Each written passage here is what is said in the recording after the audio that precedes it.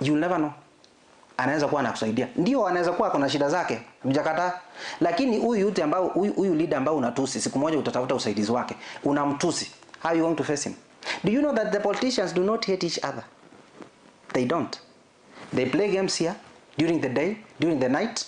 Wanaketi pamoja, they share job opportunities. Wewe unatumika, unaenda kutusi wengine mitandaoni. It's impractical, it is barbaric, it's outdated. It is high time that if you want to critique a given leader kama hajafanya kazi, there's no point of abuse. Mwambie barabara fulani haijafanywa, mwambie shule fulani haijajengwa, lakini going an extra mile to abuse, that is where the boundary starts. And when consequences come, then let the youths now be accountable. That is one thing. Secondly, you asked the question of about what influence the youths will be having in the 2027 general elections. Yes. I want to say one thing. The youths, they have a say. Yeah. In the upcoming 2027 general elections. But it is conditional. 90% of the youths wenye wako social media hawana kura. Hiyo tuambiane ukweli, Jeff.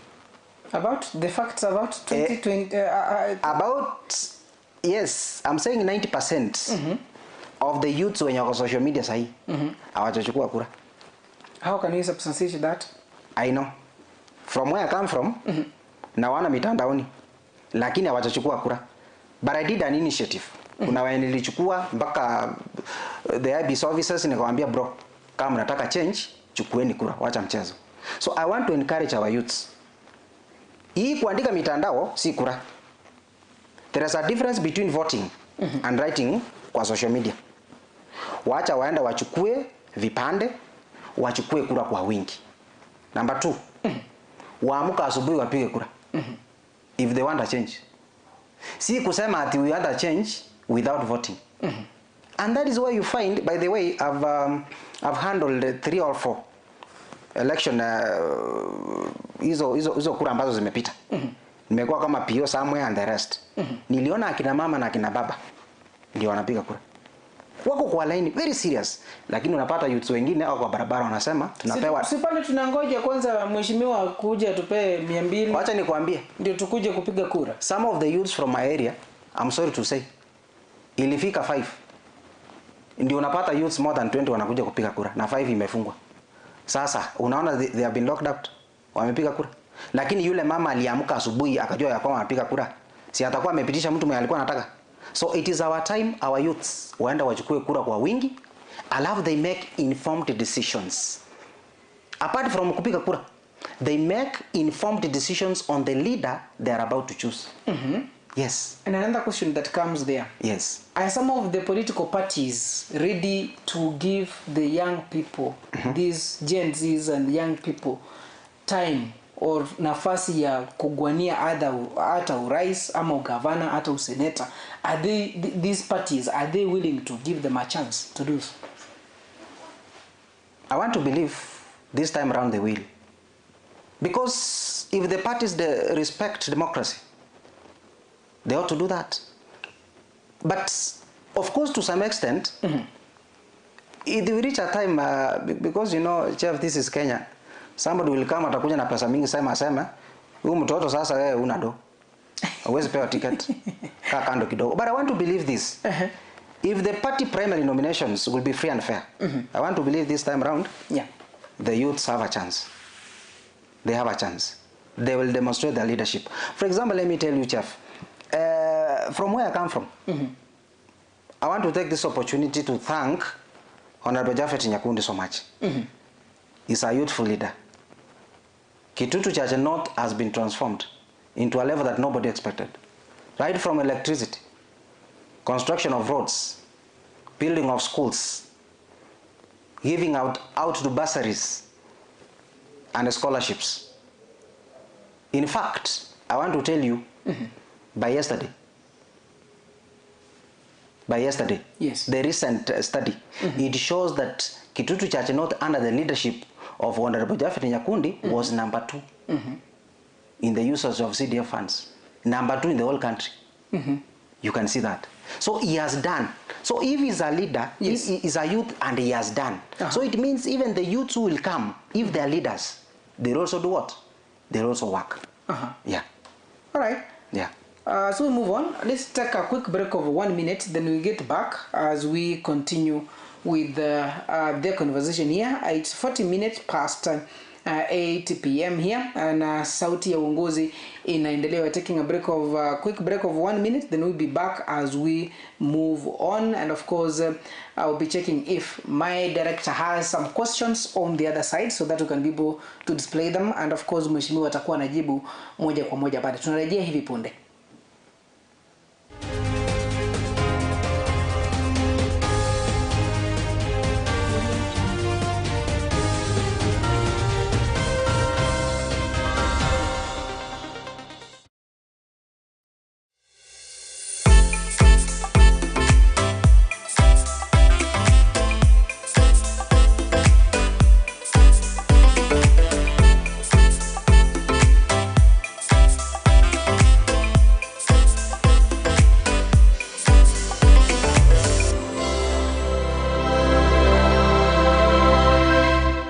Je, wewe ni mmiliki wa aina ya gari aina ya Alto, Probox, Harrier, V8 na Lexus? Jipatie brake pads kwa bei nafuu hivi sasa. Vilevile oil filters kwa gari aina ya Toyota na vilevile Subaru. Ili upokee popote ulipo, piga simu kupitia nambari 0739318606. Mteja mpendwa, ni wakati sasa wa kujinyakulia aina ya flash disk kuanzia 8GB, 16GB na vilevile 32GB. Vilevile earphones, wireless headsets, unajipatia wireless microphones tofauti kwa bei nafuu. Yale ambayo unafaa kuyafanya hivi sasa ni kwamba unapiga simu kupitia nambari 0739318606. Yote unayapata kwa bei nafuu popote ulipo.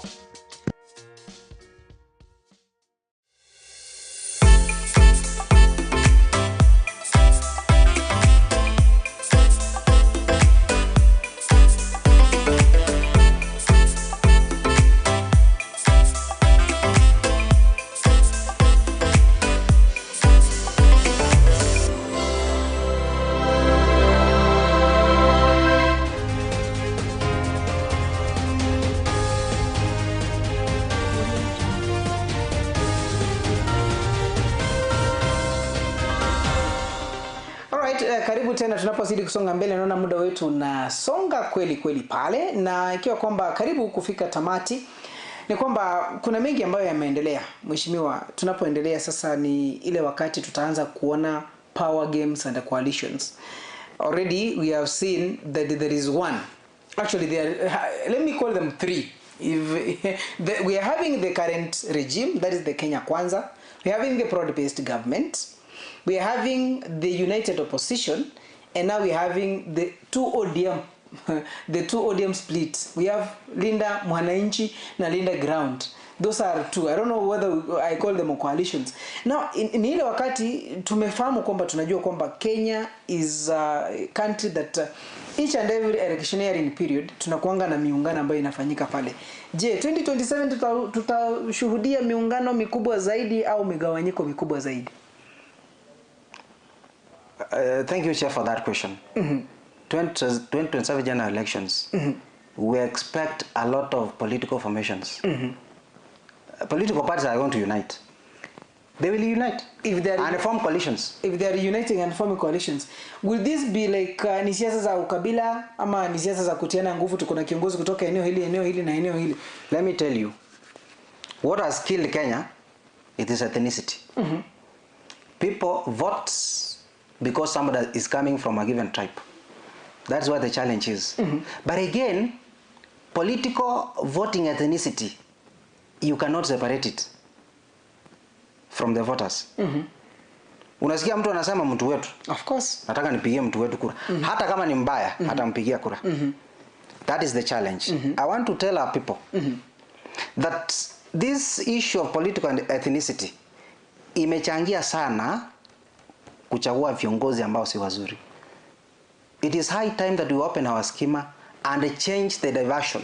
We must change our style of voting so that tupigie mtu kura labda ako na maono mazuri ya nchi na anaweza transform hii Kenya. Lakini tukipigia mtu kura kwa sababu anatoka sehemu letu, eneo letu, kabila letu, we will be electing leaders ama politicians who are not our type. So 2027 politics, it is something that is started long time ago. You have been having coalitions. It is normal. People want to regroup themselves, form coalitions, and compete. And finally, we'll have a winner. But I want to give a caution to our voters. Never should you be lied muende kwa streets. Yule ambaye atashinda, huyo ndio Mungu ameleta. Mukienda kwa streets, you will burn your own country, na bado mtarudi wale viongozi, the opposition, na wale ambao watakuwa wameshinda, they'll come together, they'll create positions. Like now hatuna prime minister. Prime minister atakuja hivi karibuni mwingine, position of the prime minister, and then Kenya will do what? Will move on. Na sisi voters tutabaki penye tulivyo. So it's politics is a game of the mind. The politicians are joking with the game of the mind. Let me tell you, these staunch politicians you see around today that they are saying, oh, we cannot work together. You don't know. Until 2 months or 1 month to election, that's the time you'll know where the Kenyan politics is headed to. Right now, people are preparing themselves. Coalitions will come and they will determine the outcome of the 2027 general elections. And then is there something that tunaweza jifunza from the chaguzi ambazo zishapita, tuseme 2022, 2017 and even 2013? Yes. Kitu cha kwanza. There is no enmity in politics. Politics is about interest. Number 2, politicians don't care about the voters. They work for their interest. When their interest is catered for, the voters, it is them to survive on their own. So it is high time the voters not to be used in a wrong way. Let them practice democracy and they respect other people's political opinions. That is the rule of law. And by the way, nataka pia niwakumbushe, hii siasa usiweke kwa roho. I want to reiterate. Nataka nikumbuke Senator Mandago. Mandago alisema something. Hii siasa usiweke kwa roho, weka kwa lungs, ukipumua inatoka. You will find these hardline stances as politicians working together. Wewe jiulize kama voter, mwenye ulitumika kutusi hao wengine, utakuwa wapi? Wakati hao watu wawili wataketi pamoja, they will share contracts, they will share opportunities. As a youth, ask yourself, where will you be during that time? So I want to encourage our youths, wapige kura kwa amani, wachague viongozi vizuri. Hiyo ndio kitu ya maana. All right. Yes. I normally have a quick fire round or questions that may need a yes or no or a little bit explanation. I have 5 of them. All right. After them, then we talk about vile umejipanga mwaka 2027. So tukianza kwamba utajibu kwa sentence moja. Mwaka 2027, matumaini yapo ama ni hatari? Matumaini yapo. Kiongozi bora lazima awe na nini? Allow me answer in English. A good leader should have outstanding qualities like honesty and transparency. Yes. Tatizo kubwa la Kenya leo ni lipi? The biggest challenge you are facing in Kenya currently as we speak now? Corruption. Corruption. Yes. Je, uchaguzi utakuwa wa amani mwaka 2027? I want to believe so. And I'm praying that 2027 general elections, we have a peaceful election. Because at the end of the day, leaders will come and go. But Kenya will remain one Kenya. Je, Kenya iko tayari kwa mabadiliko ya kweli? Is Kenya ready for the better transformation? Kenya is ready. Because if a leader will come who is ready to transform the country with good agenda, then where is the problem? Kenya is very ready. Yeah. Those are my 5 round questions. I think nazitanga maswali quick fire questions. Now, umejipangaje kibinafsi katika kura za mwaka 2027? That's a very good question, Jeff. Yeah. Let me start by saying that 2027 general elections, it will be an election of its own kind. Youths, they have a say in the leadership of this country. It is time that we need a change. We need new leadership. We have seen leaders who are youthful. They have delivered. Likes of Honorable Japhet Nyakundi, my area MP. What is this guy? What is this guy has done that you're talking about him so much? Japhet Nyakundi is an icon of development. He has done a lot in my constituency.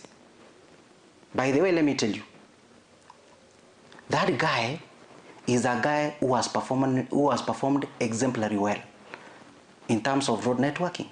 Our roads nowadays ziko juu, lami kila mahali, zenye zimebaki ni kidogo sana. Ukiangalia stima ambayo hatukuwa nazo kwa vijiji, sasa hivi tunavyoongea stima ziko. People are enjoying the goodies. Wanafunzi wetu ambao walikuwa wanateseka kwa sababu hawako wanaenda shule, sasa hivi program iko sawa. Ukiangalia sasa hivi wanafunzi more than 1000 under the Elimu Scholarship Program, Japhet Nyakundi ana support wanafunzi ambao wameenda grade 10 juzi. Amewaandikia basari wote wako shule. Wengine wote wenye wako hapa nje wenye watapata basari, hiyo normal basari, as from next week watoto watapewa basari waende shule. Na hii basari inatolewa ni ya pesa ngapi? Is it the 3000 and no. The 3000 unapata kwamba kuna mzazi ashaambiwa tupe 1000 kwanza ndio tukupatie form? Japhet doesn't do that. How is it being given? Is it something that is being done? It is free and fair.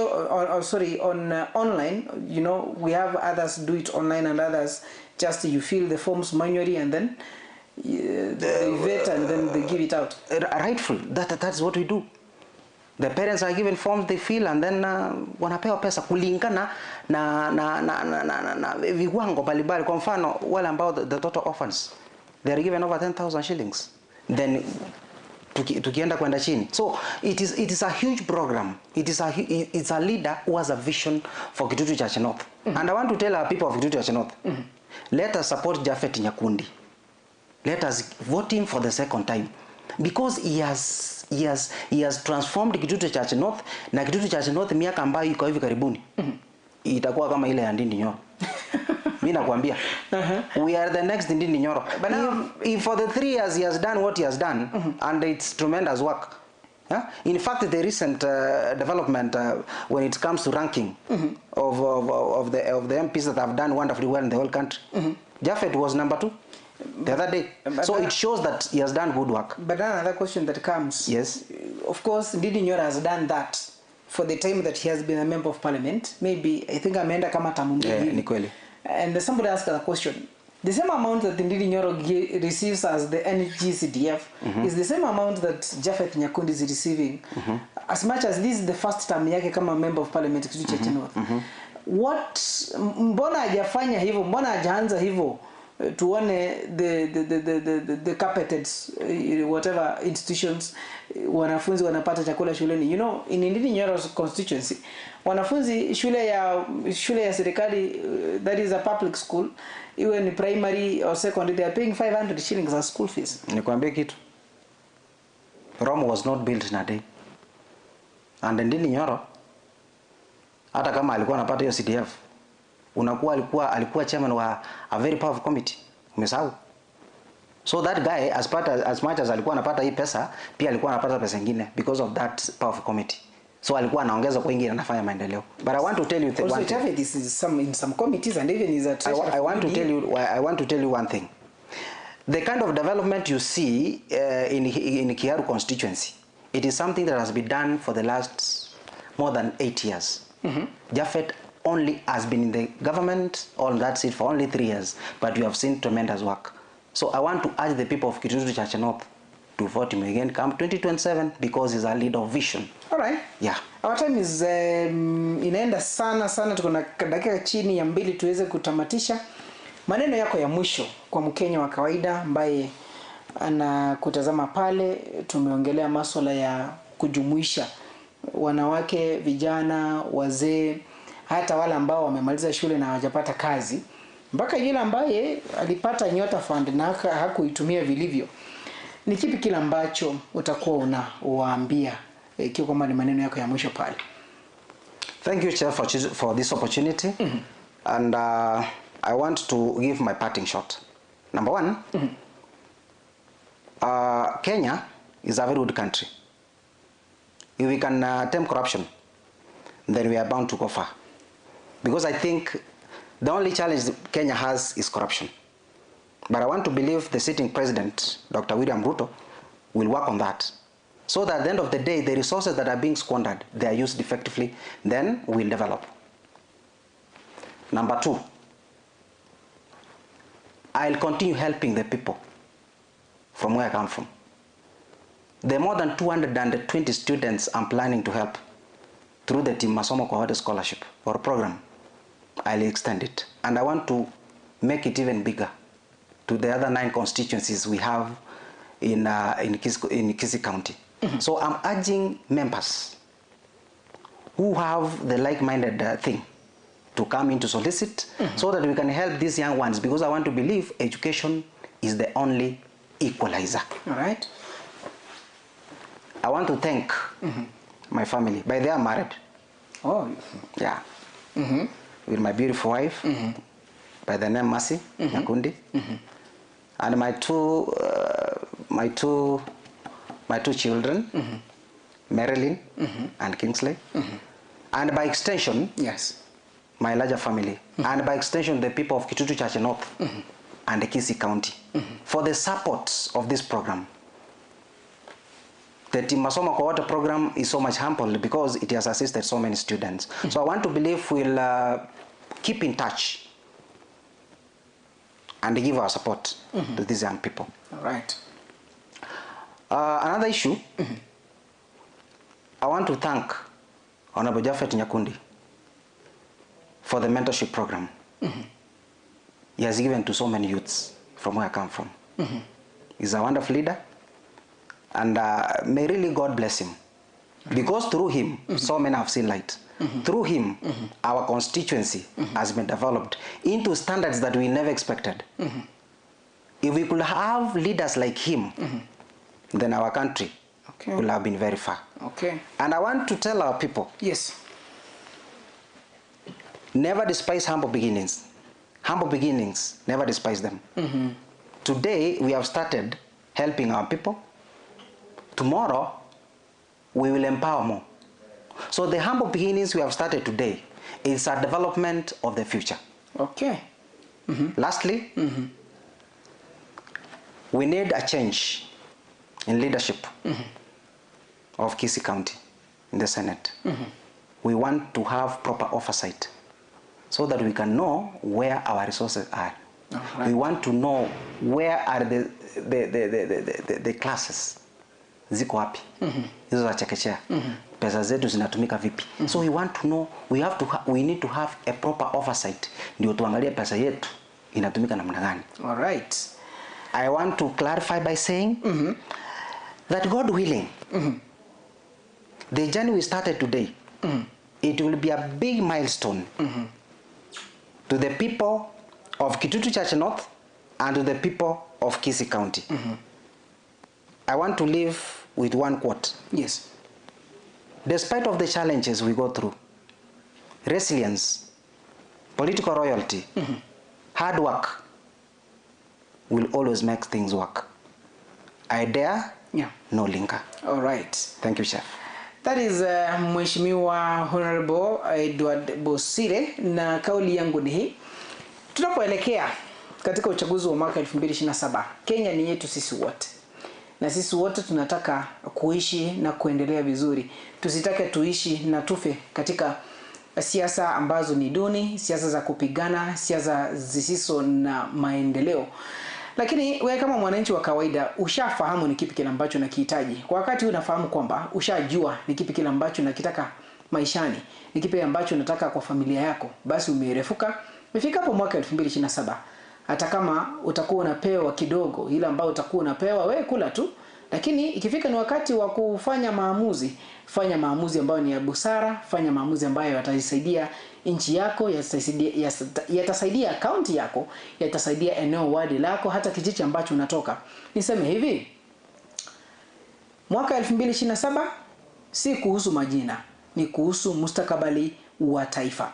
Asante sana Mheshimiwa Edward Bosire kwa kuja studio zetu na kwa kuzungumza na Mkenya wa kawaida haswa kutoka kaunti ya Kisii. Na bila shaka niseme kwamba ni asante kwa watazamaji wote ambao wamekuwa nasi katika mjadala huu wa leo. Jina langu mie ni Jeff Nyakundi. Tupatane tena wakati kama wa leo, sauti ya uongozi, wiki ijayo ya Jumamosi. Majaliwa kama Mungu ataturuhusu tufike wakati huo. Na hii imekuwa ni sauti ya uongozi, sauti ya ukweli, sauti ya taifa. Tunasema kwamba hapa tukizungumza basi mambo hubadilika, na tunataka tulete viongozi ambao wanawajibika kwa Wakenya wote. Kwaheri na usiku mwema. Bila shaka niseme kwamba shukran kwa timu ambayo imehakikisha kwamba tumepata matangazo moja kwa moja. Pale Regrand ambaye ni Lucas Ouma amehakikisha kwamba sauti na picha unazipata kwa ubora wake, na zile graphics ambazo umekuwa ukiziona pale. Tunasema kwamba shukran sana, wakishirikiana naye Alex Mungare, na bila shaka yule ambaye anajulikana kama Dana Yo ako pale pembeni kuhakikisha kwamba mambo yote yapo sawa. Yeye alihakikisha kwamba mic yangu inafanya kazi kwa utaratibu wake. Niseme ni asante sana. Usiku mwema, tupatane panapo majaliwa wiki ijayo siku ya Jumapili katika kipindi chetu cha asubuhi Morning Bus. Kwaheri na usiku mwema. Asante.